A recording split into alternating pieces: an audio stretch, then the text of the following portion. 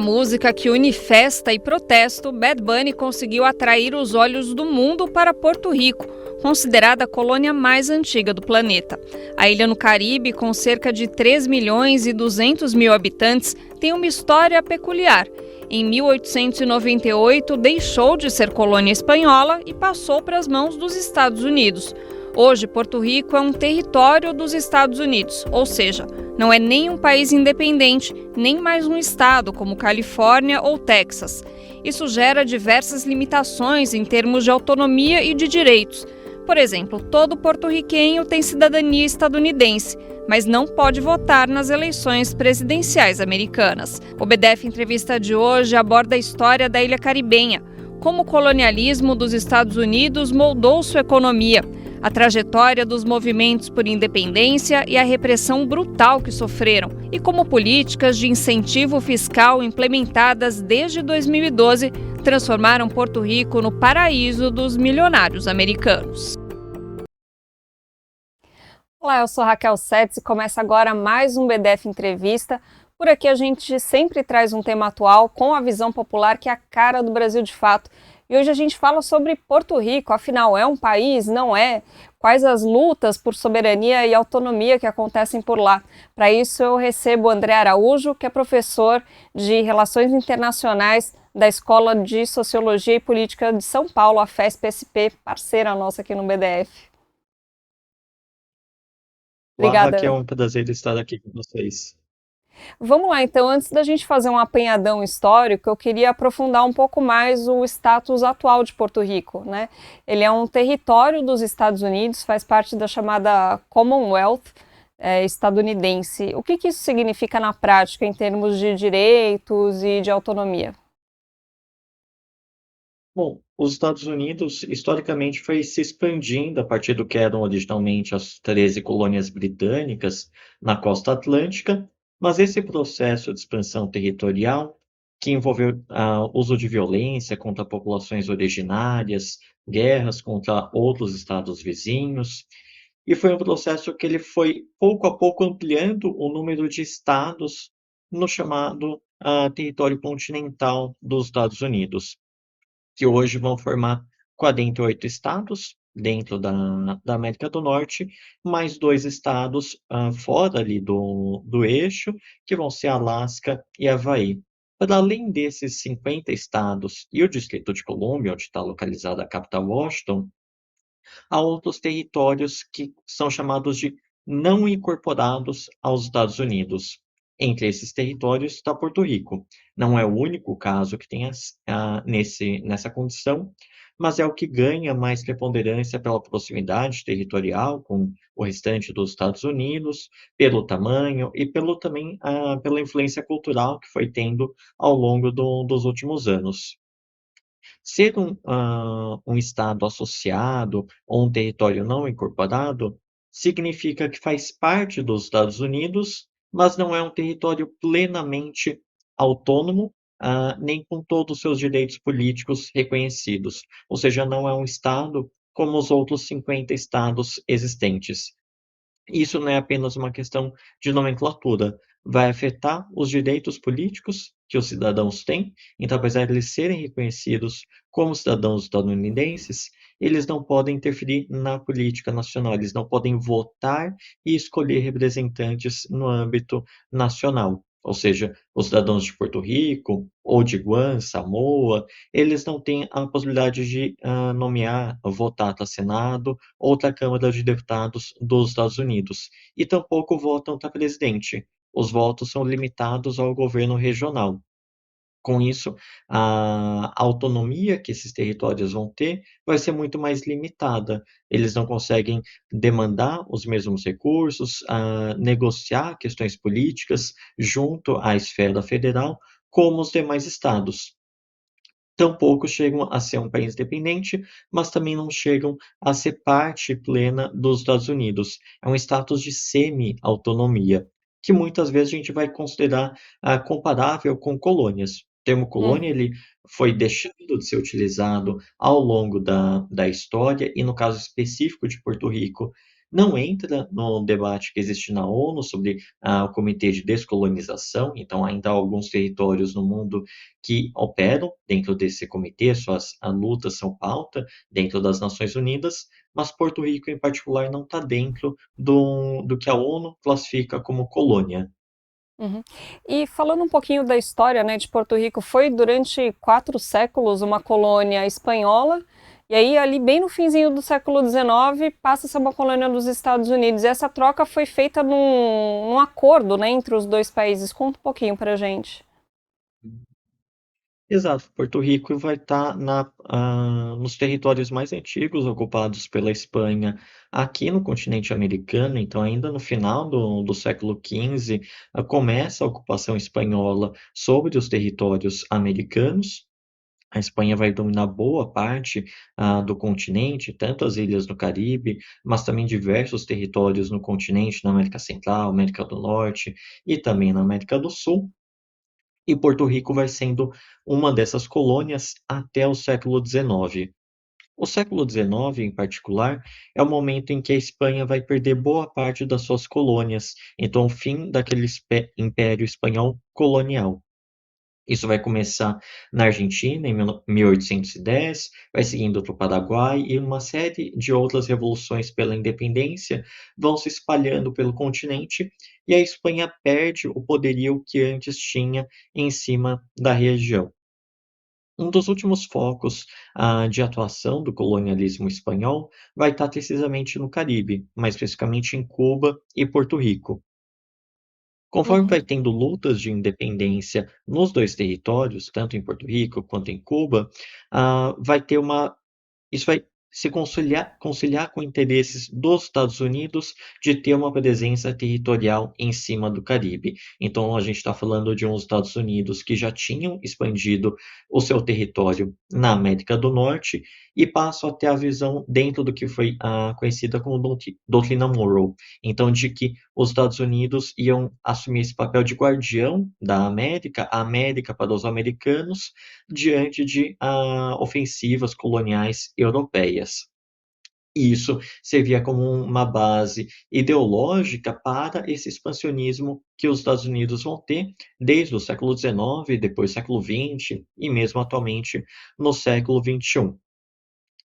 Esse momento ali no final do século XIX é um momento em que os Estados Unidos eles estão preocupados não apenas com seu próprio território, mas também com a conexão do território entre o Atlântico e o Pacífico, além da conexão por terra, uma conexão por mar.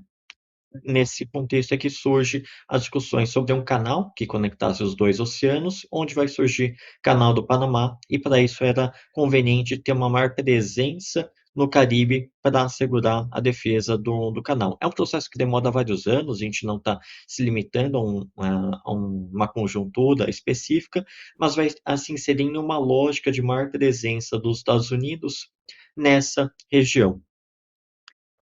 Isso posto sobre os Estados Unidos, a gente pode voltar a pensar sobre as lutas de independência, então, de Cuba e Porto Rico. Uma Espanha que já estava fragilizada, tanto por questões políticas internas, no seu próprio território europeu, quanto a perda, das colônias que foi tendo na América, vai surgir um contexto dessas 2 colônias lutando pela sua independência, então a última batalha contra o Império Espanhol. Os Estados Unidos, com interesse em ter maior presença no Caribe, vai encontrar um motivo para participar dessa guerra contra a Espanha, no que vai ser chamado a Guerra Hispano-Americana. Eles enviam um navio dos Estados Unidos para Cuba e quando está ancorado em Havana, esse navio explode, o Maine. Então, isso foi no final do século XIX e vai surgir o argumento de que esse navio tinha sido bombardeado pelos espanhóis e vai ser o gatilho para iniciar uma guerra dos Estados Unidos contra a Espanha, e se inserindo nesse contexto de independência de Cuba e Porto Rico. Mas vai surgir cenários diferentes para esses 2 países. Por um lado, Cuba se torna independente, ou pelo menos oficialmente se torna independente, mas ainda vai manter uma grande vinculação política com os Estados Unidos, que além de dependência econômica, e essa questão política vai ser materializada pela Emenda Platts, então de que os Estados Unidos poderiam interferir na política cubana em determinadas conjunturas. Por outro lado, Porto Rico não adquire o status de país independente, vai se tornar então esse estado subordinado aos Estados Unidos, não vai ter os plenos direitos, assim como outros estados foram tendo, e vai manter uma relação quase colonial com os Estados Unidos. Então, uma certa troca de metrópole colonial. Passa da Espanha para os Estados Unidos, mas os porto-riquenhos eles não veem a sua autonomia, sua independência, seus direitos políticos e a capacidade de decidir a sua própria história sendo colocados na mesa de forma plena. Então, isso se vincula com essa preocupação em manter uma presença territorial, mas também com interesses econômicos que vão tendo. Diversas empresas estadunidenses operavam na região e o governo dos Estados Unidos servia para garantir garantir os lucros e os interesses dessas empresas. Isso tanto vai ser o caso de Porto Rico, que a gente pode comentar mais sobre a economia de Porto Rico, como foi Uhum. evoluindo, mas também em outros territórios. Por exemplo, o Haiti foi ocupado por mais de 20 anos, militarmente pelos Estados Unidos, a partir de alegações de que os interesses de empresários estadunidenses eram ameaçados pela política do Haiti. A gente está falando de um país que tinha mais de 100 anos de independência, mas que sofre uma intervenção pelos Estados Unidos. E isso se repetiu em outros países ali da América Central e Caribe. Uhum. Falando um pouquinho então da economia em Porto Rico, né, quando passa para as mãos dos Estados Unidos, os Estados Unidos colocam um sistema lá de plantação de cana-de-açúcar, que em inglês é chamado de plantation, né? E isso tem reflexo na economia de Porto Rico até hoje, né? Pelo que eu estava pesquisando, se produz muito pouco da comida que é consumida em Porto Rico no próprio território. Hum. Sim, a economia, desde os tempos de colônia espanhola e depois quando passa para os Estados Unidos, fica essencialmente voltada para a produção de agricultura, principalmente alguns gêneros tropicais de frutas como banana, coco, mas também açúcar e café. Vão ser esses grandes produtos da economia porto-riquenha ao longo da história. Isso vai gerando, todo um ciclo produtivo de trabalhadores, e de, proprietários das terras e dos meios de produção, que é orientado à agroexportação, essencialmente exportar gêneros tropicais para o território dos Estados Unidos, que vai ter um clima diferente, onde algumas frutas e outros produtos não são cultivados. Isso gera uma dependência excessiva em torno de um único produto ou poucos produtos na sua pauta exportadora, fica suscetível a preços que podem flutuar ao longo da história, em cada conjuntura econômica, e uma falta de diversificação e de maior complexidade da economia. Toda a sociedade passa a girar em torno de alguns produtos de menor valor agregado. A indústria porto-riquenha, ela só vai evoluir ao longo do século XX a partir de alguns incentivos fiscais para os empresários, então de que pagariam menos impostos por se instalarem em Porto Rico. E isso vai gerar uma indústria ainda focada, em produtos mais básicos, então como roupas, calçados ou processamento de alimentos, mas que não avança para se tornar uma indústria de maior valor agregado, uma indústria mais complexa, que beneficiaria a sociedade, a economia de Porto Rico. Além disso, Porto Rico vai passar por um processo, de atração de turismo. Então, a sua condição de ser uma ilha no Caribe, o clima tropical, vai atrair muitos turistas interessados, nessas condições que Porto Rico oferece.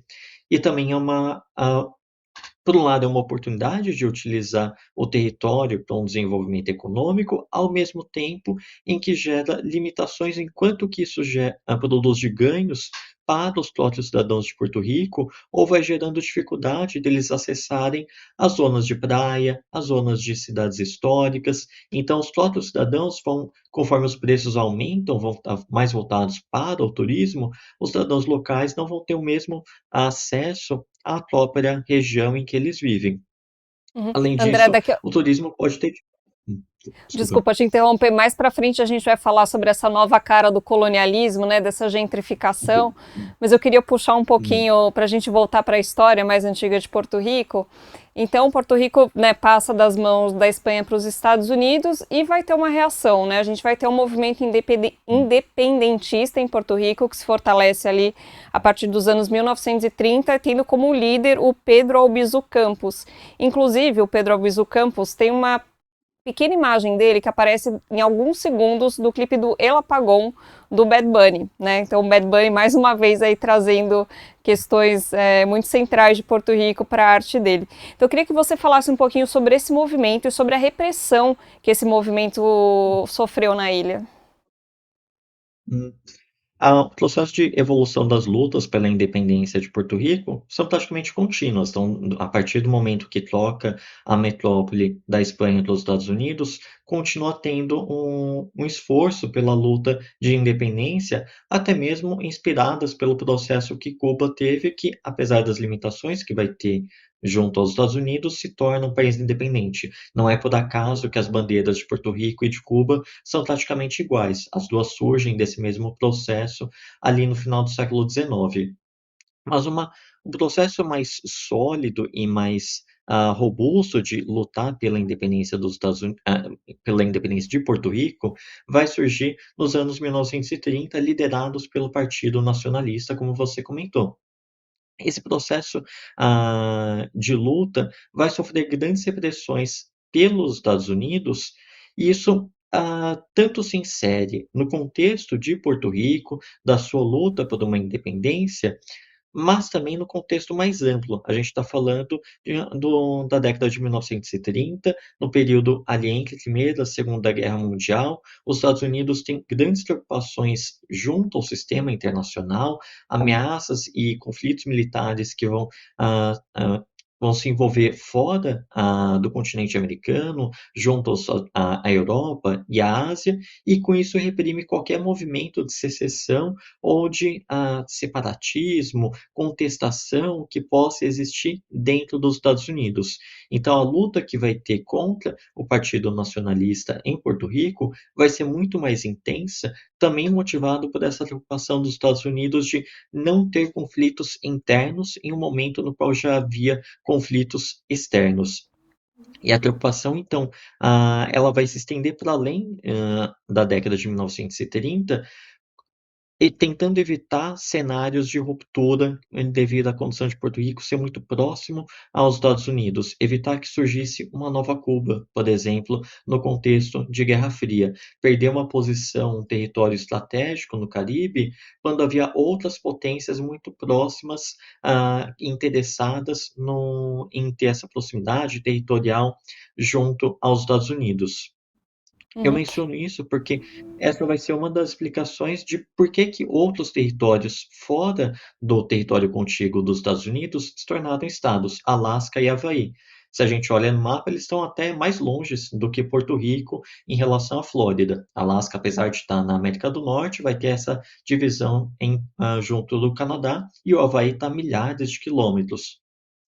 Eles vão se tornar, inicialmente também estavam como territórios não incorporados, se tornam estados só posteriormente, mas eles também vão ter posições estratégicas no Pacífico e na América do Norte, em um cenário pós-Segunda Guerra Mundial e de Guerra Fria, questões vinculadas à União Soviética, às potências asiáticas, inclusive o Japão, vão demandar essa necessidade dos Estados Unidos, como governo central, estarem mais presentes nesses dois territórios. Já no Caribe não há uma potência no mesmo status que a União Soviética, tão próxima que pudesse ocupar Porto Rico, como era a questão do Alasca. Além disso, incorporar um território como Estado é não apenas uma questão de incorporar direitos políticos, de ter uma maior presença do governo central, mas também se vincula a questões de identidade e de cultura, de manter aquela população mais vinculada ao governo central, evitar contestações que possam surgir em territórios que são estratégicos também, não apenas para os Estados Unidos, mas também para outras potências vistas como inimigas. Hoje, essa posição pela independência de Porto Rico, ela não é uma posição majoritária entre a população porto-riquenha. Você acha que isso é uma consequência da repressão que esse movimento sofreu aí ao longo de todas essas décadas? Eu vejo que sim, essa continuidade de uma presença dos Estados Unidos, inclusive a repressão que teve a diversos movimentos anteriores, tá? A gente está falando, quando a gente pensa na ocasião da década de 30, praticamente 100 anos de uma luta que foi sendo suprimida, mas também de uma continuidade, vinculada a questões culturais, econômicas, políticas, de gerações que nasceram, sem nunca ter experimentado uma independência, do país e que também já se distanciam das lutas que teve no século XIX e no começo do século XX. A gente pode medir esse sentimento da população porto-riquenha através de alguns plebiscitos que foram sendo feitos em diversos momentos da história. Esses plebiscitos, apesar de não serem vinculantes, eles não têm um efeito legal para produzir uma eventual independência de Porto Rico, eles mostram que a população, a maioria pelo menos, tende a apoiar a continuidade de Porto Rico como parte dos Estados Unidos, mas isso, em uma condição de que se tornasse um dos estados, então que se tornasse o estado de número 51. Há uma outra parte da população que defende manter exatamente o status em que está hoje, então como Estado livre e associado, sem se tornar parte integrante dos Estados Unidos, e uma outra parte que defende totalmente a independência de Porto Rico como país independente. Mas isso, apesar das lutas que ocorreram, ainda é um movimento minoritário quando a gente considera a opinião pública. Há uma grande oposição por parte dessa população sobre quais seriam os efeitos de Porto Rico independente, se isso poderia eventualmente afetar negativamente a economia de Porto Rico. Comparado com os demais países da região do Caribe, Porto Rico possui um status um pouco mais desenvolvido em termos de renda, de acesso a emprego, além de eventuais benefícios como possibilidade de circular e trabalhar nos Estados Unidos. Então esse vem sendo um ponto, recorrente nos plebiscitos. Há uma minoria da população que se manifesta abertamente a favor da independência. Uhum. E sobre essa possibilidade de Porto Rico virar mais um estado dos Estados Unidos, quais seriam as vantagens e as desvantagens desse modelo? Primeiro, para a gente pensar que um estado se torne a parte dos Estados Unidos, há um processo legal que precisa ser aprovado pelo Congresso dos Estados Unidos, um congresso no qual Porto Rico não tem um representante pleno. Há um representante de Porto Rico, mas que não tem poder de voto dentro da Câmara dos Deputados, da Câmara dos Representantes. Se Porto Rico se tornasse um estado pleno dos Estados Unidos, ampliaria os direitos políticos dos seus cidadãos, então a possibilidade de votar, de ter representantes no Senado, na Câmara dos Representantes, de decidir a eleição para presidente dos Estados Unidos, além de regular todos os demais direitos que qualquer outro estado, como Califórnia, Texas, Flórida, também possuem. Então, os cidadãos eles se tornariam equivalentes em termos jurídicos, legais, aos demais cidadãos nascidos no território continental dos Estados Unidos. Essa possibilidade, especialmente de ampliar o número de representantes políticos, é um dos grandes tópicos que existe a respeito de uma eventual independência de Porto Rico. Isso significaria aumentar o número de senadores e de deputados, e há um impacto de que, se houvesse representantes diretos de Porto Rico, muito provavelmente seriam alinhados ao Partido Democrata. Então isso desbalancearia a política existente atualmente no nível nacional dos Estados Unidos. Alguns setores, obviamente o Partido Republicano, veria isso como algo negativo para o nível nacional, enquanto o Partido Democrata poderia obter ganhos a partir de uma mais representantes alinhados ao seu espectro político. Além disso, para além do número de representantes, se tornar um Estado demandaria que os Estados Unidos, como governo central, tivessem maior presença em Porto Rico. Então, agências burocráticas, maior destinação de recursos para a infraestrutura e para todas as outras políticas públicas, que atualmente são mais limitadas. E isso é um tópico importante quando a gente pensa que Porto Rico é um território muito afetado pelas mudanças climáticas, em particular furacões, e que é uma crítica de que o governo dos Estados Unidos não dá respostas suficientes às necessidades de Porto Rico. Sendo um Estado com pleno pertencimento, demandaria a possibilidade de ter mais recursos diante de situações de emergência, mas também em situações regulares. Então, a questão de ampliar os recursos do governo federal para Porto Rico é também um debate que se coloca e cria divergências entre quem é a favor e quem é contra a destinação de mais recursos. Atualmente, Porto Rico obedece às ordens que vêm de Washington a respeito de política econômica, questões militares, questões de política externa, mas sem ter a possibilidade de argumentar a seu favor, justamente pela sua limitação na autonomia política. Uhum. E as desvantagens? Teria alguma questão, por exemplo, em relação à língua que é falada em Porto Rico? Essa é a principal questão colocada a respeito de desvantagens de se incorporar plenamente aos Estados Unidos, de que poderia haver um processo de assimilação cultural que apagasse a história, a cultura da sociedade porto-riquenha. Não apenas a questão da língua, então a questão de espanhol, inglês, mas há diversos hábitos, tradições, culturas que acabariam sendo apagadas diante de uma incorporação aos Estados Unidos. Um processo similar que houve, apesar de todas as suas particularidades que diferem de Porto Rico, ocorreu no Havaí. O Havaí também possuía uma língua própria, hábitos culturais próprios, que ao longo do tempo foram sendo apagados conforme a população se assimilou à população dos Estados Unidos. Ah, aos Estados Unidos continental. Então, é uma questão linguística e cultural que é vista também como um aspecto possivelmente negativo em uma hipótese de se tornar um país independente, um Estado, desculpa, plenamente incorporado aos Estados Unidos. Isso se vincula ao histórico que teve de expansão dos Estados Unidos rumo ao oeste. Todas as populações que habitavam o território norte-americano entre as chamadas 13 colônias e o Oceano Pacífico, foram pouco a pouco adquirindo a identidade que hoje a gente conhece como uma identidade estadunidense e foi tendo apagamento de traços culturais locais.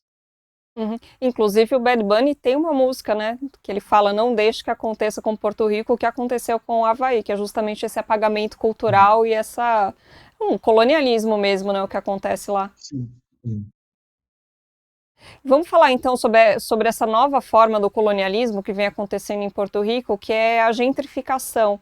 Então, desde 2012, mais ou menos, o governo de Porto Rico vem oferecendo incentivos fiscais para que pessoas e empresas dos Estados Unidos, né, da parte continental, se mudem, se instalem em Porto Rico. Então, quem nasceu em Porto Rico paga o imposto e quem não nasceu em Porto Rico, mas mora lá, não paga esse imposto. Então, virou uma espécie de paraíso dos milionários americanos. E aí, pessoas que vivem lá gerações estão perdendo suas casas, enfim. Queria que você comentasse um pouquinho esse processo e por que ele é tão problemático.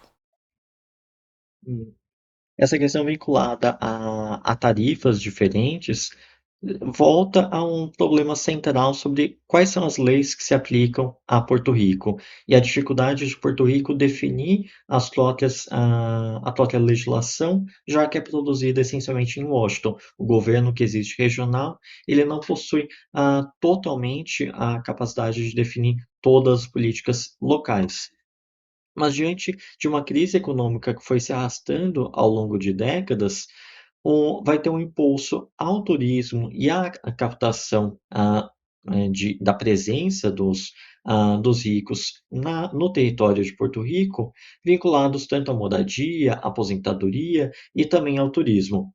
Essa instalação de residentes dos Estados Unidos continental em Porto Rico vai afetar as dinâmicas próprias da ilha. Então, é uma ilha que vai vendo as suas cidades históricas e as suas regiões costeiras mais voltadas ao investidor, ao residente, ao turista estrangeiro. Então, modificar a infraestrutura, modificar opções de restaurantes, de acomodação, de serviços, voltadas a um outro público diferente do público que já residia ali. Isso vai aumentando os preços, vai tornando mais difícil o acesso da população local ao próprio território, que é o que se conhece como gentrificação. Isso vai gerar vários impactos negativos sobre a população que vê o turismo e essa presença de ou outros cidadãos estadunidenses, ou mesmo de turistas estrangeiros de fora dos Estados Unidos, como algo negativo. Então, esse é um processo muito discutido em diversos territórios turísticos ao redor do mundo, sobre o lado negativo do turismo para os residentes locais, enquanto outros setores vão defender de que o turismo pode ser um impulso ao desenvolvimento de infraestrutura ou geração de renda. Mas há uma perspectiva de que Porto Rico não está sendo beneficiado por essa presença impulsionada por reduções de impostos, assim como foi sendo um território economicamente em situação de desvantagem ao longo da história. Uhum. E inclusive muitos jovens, né, de classe média de Porto Rico têm ido morar nos Estados Unidos continental por falta de perspectiva em Porto Rico. Teve já uma queda de população da ilha, né?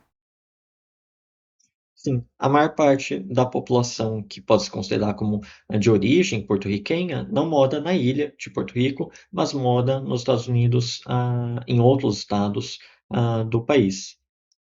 Uhum. E o que você vê de perspectiva para Porto Rico, levando em conta todos esses processos que vêm acontecendo, levando em conta também que é uma sociedade dividida em relação ao que pode ser feito? O que você enxerga aí como futuros possíveis para a ilha? Uhum.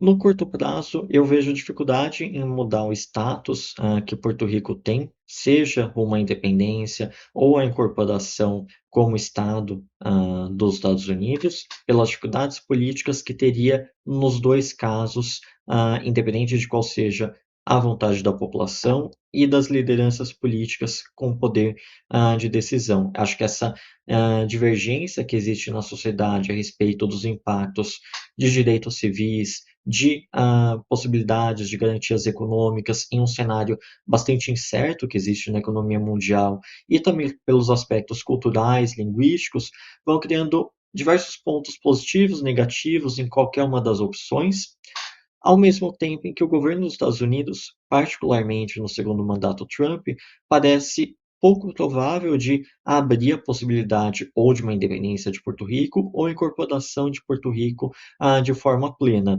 Vale lembrar que todo esse cenário que a gente comenta ocorre em um cenário de repressão à imigração dentro dos Estados Unidos pela polícia do ICE. Então, isso vai gerando mais tensões e vão sendo mais difíceis de serem resolvidas, pelo menos nesse curto prazo.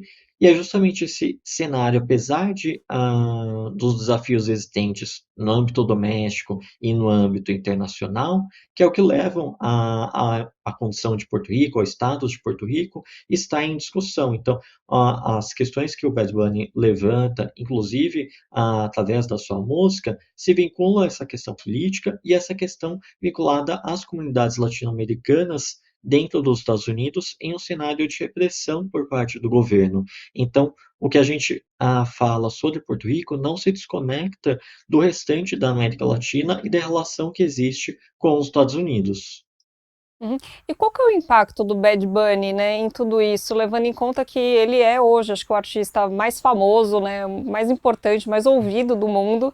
Ele traz todas essas questões políticas, né, ele não tem medo de se posicionar e atrai a atenção do mundo para Porto Rico. Então eu queria te perguntar, qual que é o impacto dele no âmbito internacional e também interno de Porto Rico, levando em conta que, ao que tudo indica, ele é favorável à independência de Porto Rico, que é um posicionamento minoritário dentro da sociedade porto-riquenha.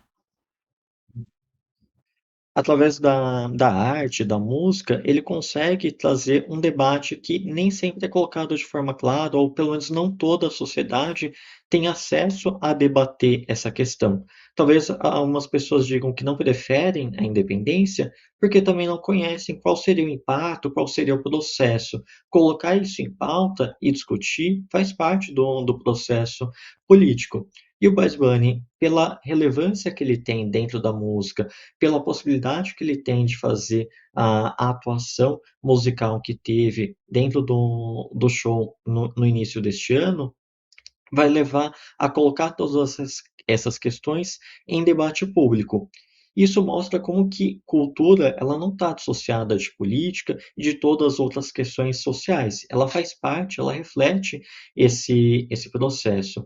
E utilizar a música em particular é algo que historicamente a América Latina ela ficou conhecida internacionalmente pela sua música. A gente pode fazer um paralelo com o samba, no caso brasileiro, entre tantos outros gêneros musicais que são conhecidos internacionalmente pela música. Então, o ritmo, a letra vão fazer parte de levar adiante certas mensagens políticas, no caso, a própria condição de independência de Porto Rico e as repressões à comunidade imigrante dentro dos Estados Unidos. Além disso, o Bad Bunny ele faz uma questão muito importante que é fazer a música em espanhol. Ele não apenas mantém o ritmo, traduzindo ao inglês, como foi o caso de gerações de músicos no passado, mas ele canta em espanhol. E isso vai também chamando a atenção sobre como que comunidades porto-riquenhas ou de outros países latino-americanos podem manter a língua ou do seu país originário, ou a língua da família, dentro do cenário atual. Então, era uma das questões que a gente já comentado sobre essa possibilidade da independência de Porto Rico ou a incorporação como os Estados Unidos afetar a língua dos porto-riquenhos. Então, cantar em espanhol está associado a essa defesa do próprio idioma. Isso vai se tornando vai ter um impacto próprio na política quando a gente vê que o próprio Trump ele reage à música do Bad Bunny. Ele critica a questão da língua, critica o conteúdo, então isso vai mostrando uma polarização, ao mesmo tempo que coloca todo o conteúdo da música dentro do debate público. Hum. Eu me diverti muito nesses dias, assistindo vídeos de republicanos, né, do pessoal alinhado ao Trump reagindo ao show do Bad Bunny. Tem um que foi maravilhoso, que ele fala: eu não entendi nada do que ele falou, mas parece que ele falou um monte de absurdo. Isso eu achei, assim, maravilhoso.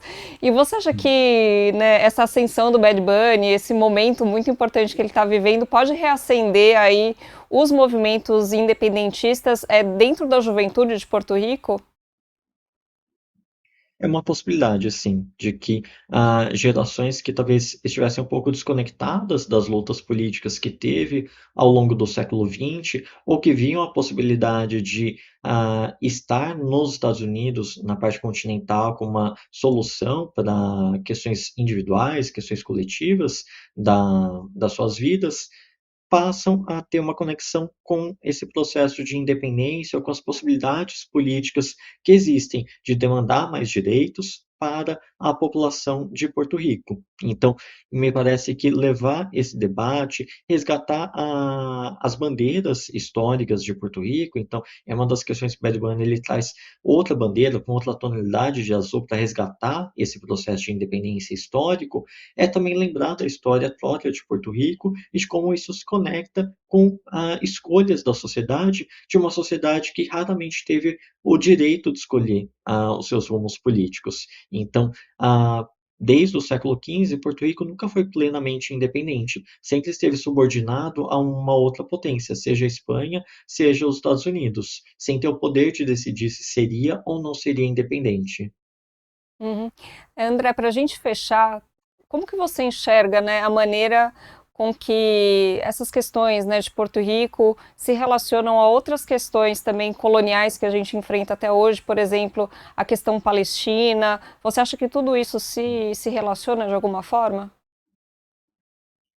Sim, essa presença de que algumas potências ainda têm em territórios coloniais, colonizados, isso vai demonstrar que elas ainda veem essa possibilidade de manter territórios fora do seu próprio país, por interesses econômicos ou por interesses militares, estratégicos, de controle, de uma determinada posição, de algum ativo em termos, geográficos, mas que isso desconsidera toda a população local. Então, população que possui idioma, que possui cultura, que possui hábitos, que possui uma história própria e que vai sofrendo o impacto da colonização todos os dias. Então, quando a gente pensa na Palestina, quando a gente pensa nas Malvinas, quando pensa em Porto Rico, no Saara Ocidental, diversos territórios ao redor do mundo ainda passam por esse processo de colonização, independente de que nomes administrativos sejam colocados